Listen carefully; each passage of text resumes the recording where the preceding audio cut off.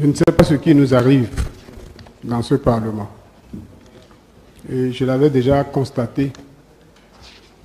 Les membres de la majorité rupturienne qui sont ici à l'Assemblée,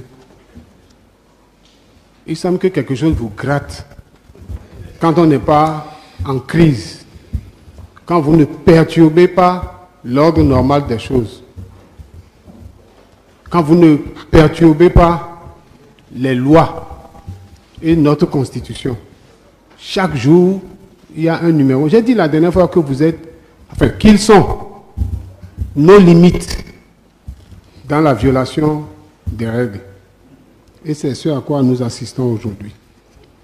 Et à chaque circonstance, de nouvelles règles, de nouveaux jumping. Ce n'est pas bien.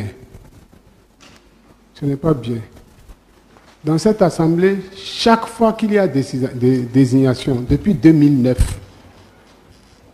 le principe a été que c'est le respect de la configuration politique de l'Assemblée nationale. À un moment donné, jusqu'à récemment, c'était le respect de la configuration politique majorité-minorité. Lorsque ce principe a dérangé, ils ont couru à la Cour constitutionnelle pour dire que ce sont les groupes parlementaires qui constituent la configuration de l'Assemblée nationale. Nous voici où on doit désigner des gens dans une institution de contre-pouvoir.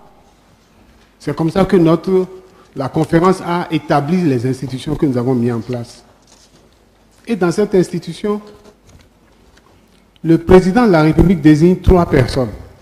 Ça veut dire que la majorité désigne déjà 3 personnes.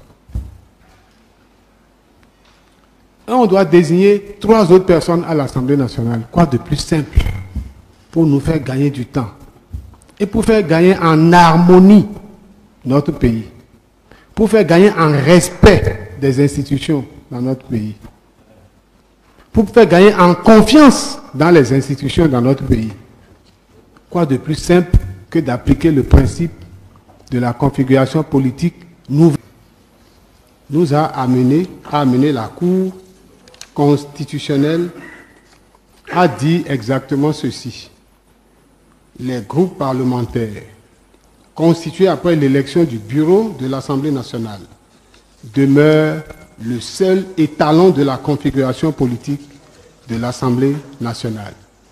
Que la désignation des représentants de l'Assemblée nationale au sein des institutions nationales, ainsi que dans les instances sous-régionales, régionales, panafricaines ou internationales, doit être faite sur la base de ce que la Cour n'a pas dit, ou que les textes n'ont pas dit, que c'est conformément à la configuration politique de l'Assemblée nationale.